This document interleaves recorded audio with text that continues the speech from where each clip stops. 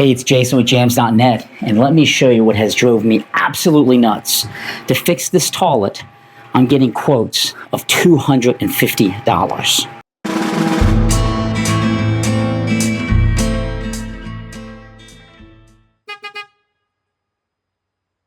This is a Kohler model K4418. It's about 10 or 11-year-old toilet. It's a canister valve flush system. And this little piece of plastic broke up at some point. Somebody had it glued on. But what happens, you flush, this pops off, and it basically would just keep running because it's not hooked up. $250 to fix that. Absolute highway robbery.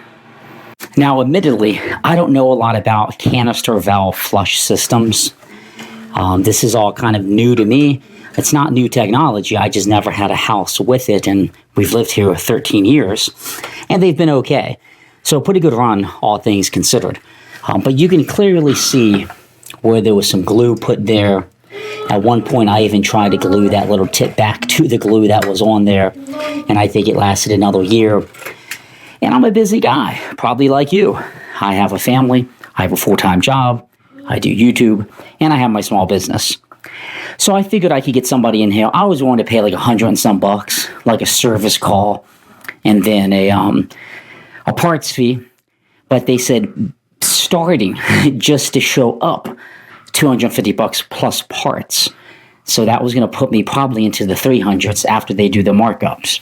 I don't mind paying service people and skilled tradesmen to do stuff, but I think that price is basically, it's such a small job, we just don't want to come out. But if you want to really pay us a ton, we'll come out. I obviously don't want to do that. So I went on Home Depot and I ordered the replacement 2-inch flush valve kit from Kohler. It's the authentic this is a Cimarron, I guess, toilet tank 4418. And this was $19. It comes with everything I need, and it looks like they've re-engineered this, which I think might be because these things were breaking.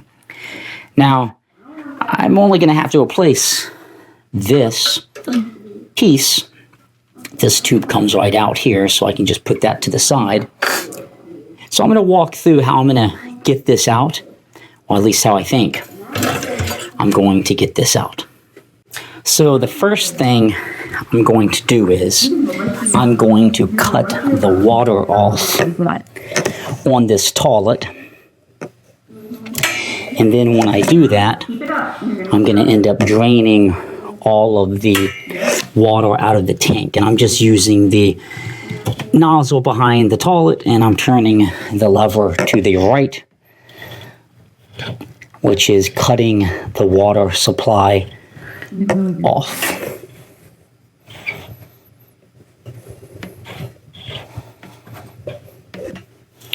So I should have the water off at this point.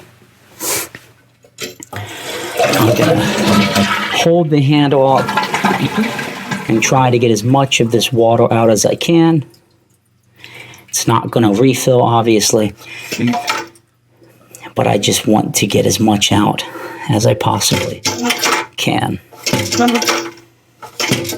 So if you look at what it came with, you have the main canister valve. Presumably it's going to go in like that. And then you have the gasket here. Now, my thought is I probably already have this gasket hooked up on the toilet. So I'm thinking I can just unscrew this base and put the whole new canister in. And I would like to imagine it's screwed in hand tight versus anything crazy. So this is the broken piece on mine, so this is removed. And then I've lifted the cable up here, or the pipe up that puts the water in. I'm going to tuck that back there. And it looks like I just got to unhook this from the chain, and then I'm going to try to get this out. So I'm going to lift this up and remove the chain.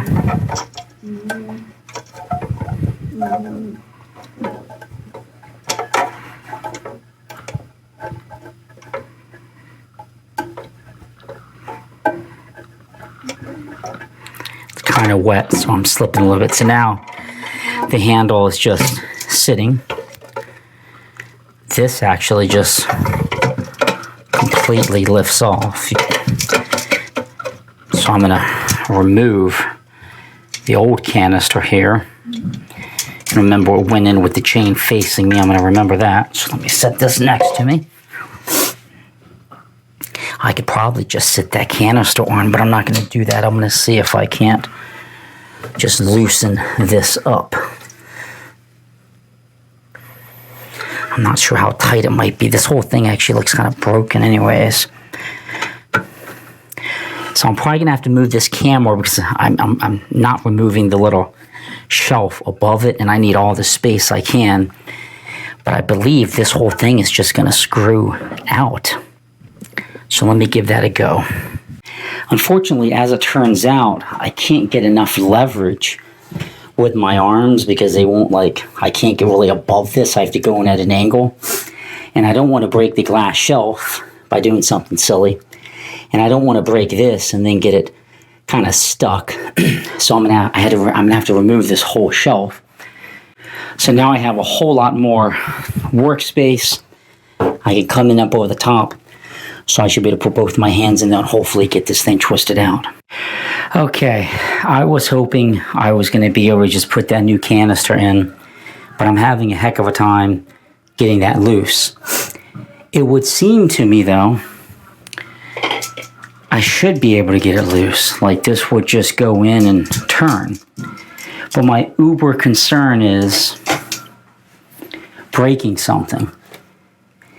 Then I have a big issue. Now, the instructions to replace all of this call for removing the tank. And then the tank seems to sit on this. And then you tighten the tank back down. And then you screw the canister in again. So I just thought my method would work. Now, the risk I have is, if I break something, it could become even more of a pain to get out. It is just plastic, but I'm gonna remove the tank. It's only 2 bolts underneath. I have my shop vac here that I'm gonna use to get the water out of the back of the tank. Okay, so I have the water all sucked out with that little tiny shop vac. Yeah. That's a great Harbor Freight purchase, by the way. I'm using a 13 millimeter wrench. And these are the bolts in the back that you're going to want to undo. One on the left, one on the right. Once you have it pretty well undone, you can do it with your finger. It's critical when you retighten these, though, that you don't over-tighten them because this is porcelain and it will crack. I will admittedly say, though, they were alarmingly not that tight when I began this. But you can see I have the washer. And now this is just sitting in there, and you can see that this tank is going to come off. So let me do this other side and get this lifted off, and then we can take a closer look. Okay, so I have the tank off. It's just these 2 bolts that hold it on. This looks like the gasket on the bottom. So it looks like maybe it goes like that, but there's another piece I presume I have to figure out. So I need to fiddle with this and understand what I'm working with here. But you can see that the whole tank is removed. So I want to figure out, it looks like it's like that. I want to figure out how all this goes on. The instructions are, very, very vague. Yeah, so this proves to be a pain in my butt, but happy Saturday. You have to. There's no way you could do this without taking off the tank. So my idea of just screwing and unscrewing wouldn't work. So I removed this gasket that was on here, And then I'm able to hold this and then twist in opposite directions the inside canister and hold this. So this is like the nut. And I'm able to twist the canister valve in here with my hand and hold the outside with my vice grips initially. So I basically was doing this, and then I would twist the inside, and that's letting this come out. So it's all taken off. You can see the inside. It's just the hole. This is what fed through, and it would connect to that to be tightened. And then over this, the ring set. It looks like they may have engineered it a bit differently. And then this metal plate is basically just kind of sits in there until you tighten everything up. So I have it all currently disassembled, and I want to kind of show how this is going to go back in. Keep these little plastic things because they're going to go under these metal hooks. Now what I can say is this seems like a pretty basic design. So this is going to go into the tank, so back here, and it will come out of the bottom hole right there. You can remove the gasket temporary that comes on it, and it's going to basically just screw like that. So it would have been impossible to get that canister out because you have to put leverage on this, and this is all hidden in the toilet. So then once you get it tight, it's going to hold this on, which we then get bolted to the toilet. Then you put your gasket back over it and tighten everything. And then this, they just kind of like slid underneath. I'm not completely sure of the purpose, but I'm going to put them back because that's how they were. I'm going to take, the canister won't come off on this. I'm not going to mess with that.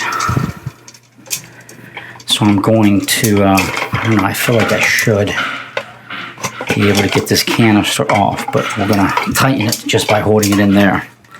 So I'm going to put this into the toilet. And this is a 2-inch opening, so it's a 2-inch canister valve. And you can see it's basically just popping out now. Exactly how you would expect it to be. And I'm going to take this, and I'm just going to hand tighten this on for right now.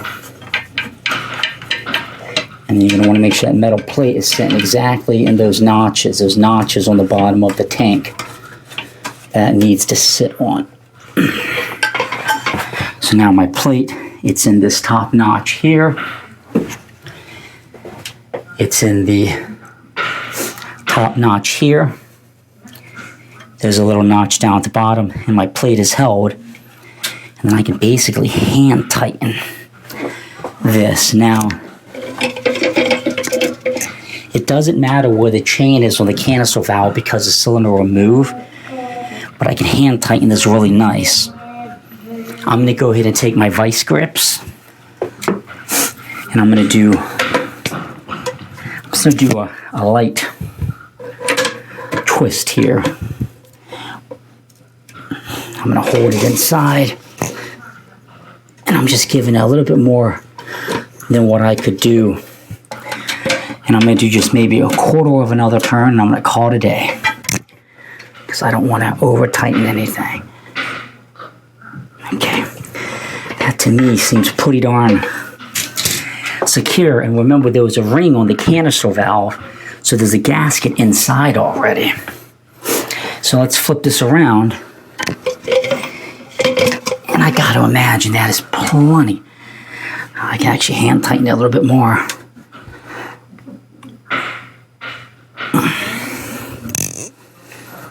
So I'm just going to give one more quarter turn with these vice grips because I can hand tighten it still just a little bit. So presumably this is making that inside gasket that's already on it, you know, get compressed as well.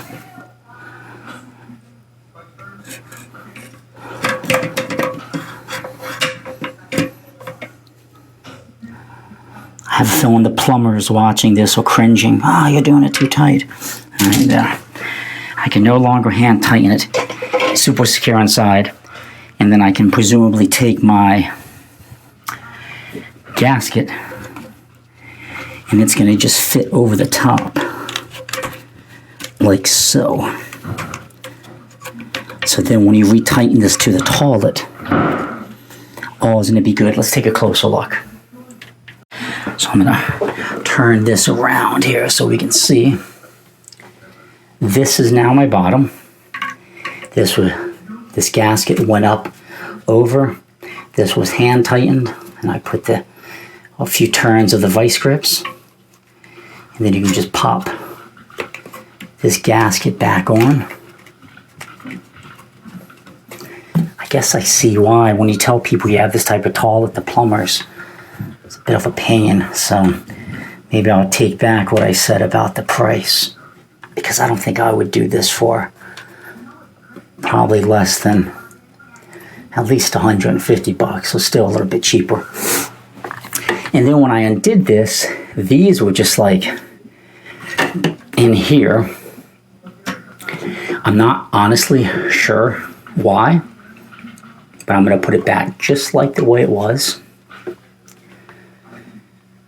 So I'll pop all of these nicely in. Let me put these to the side so I can flip this and show you inside. And then we have the new cylinder inside, and I can move this to position the chain in the front like it should be. So then the next step is just going to be to put the tank back on the back and then take my wrench and 13 millimeter and hand tighten it down. So let me get that going. Put these plastic things back in, set the tank back on the back, and hand tighten these 13 millimeters. Then you're going to rehook up the water line. Give it a test. Hopefully there's no leaks. Hopefully there is a good flush. Stay tuned. Okay, so I have the back tank on nice and tight. I have the chain hooked back up. I have the water supply line popped back in. All that's left is to cut the water on down here and hope to heck nothing breaks or nothing leaks.